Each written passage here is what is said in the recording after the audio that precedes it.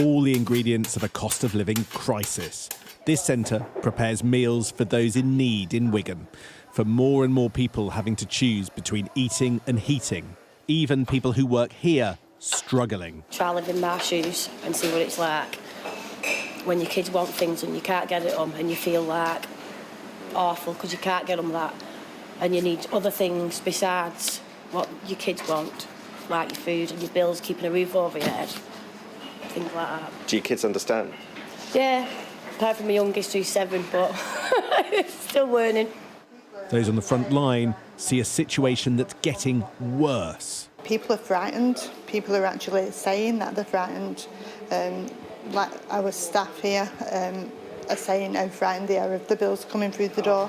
I know they're going to make ends meet and provide for the children. The local MP wants to know if the Chancellor is listening. People simply cannot keep their heads above water now, and there's worse to come. So we need a windfall tax on the oil and gas producers to knock £200 off people's energy bills, because people need help right now. But the government's also got to think again about the national insurance rise and the forced council tax rise that is coming in just a few weeks' time. People just simply can't afford it. The question for many with Rishi Sunak's mini-budget is whether or not it matches the scale of the challenge right now in places like this one. But prices are going to continue to rise for months, if not years, and the Chancellor has to decide whether or not the government can step in each time to help. Rosier forecasts mean the Chancellor has almost £30 billion more to spend or save than at the time of last autumn's budget.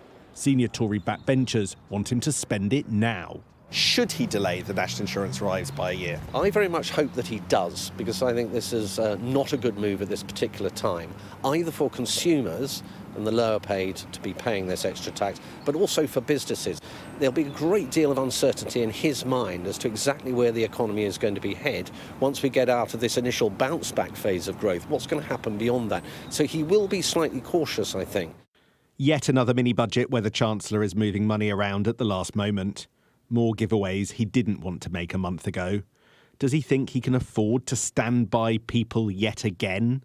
Sam Coates, Sky News, Westminster.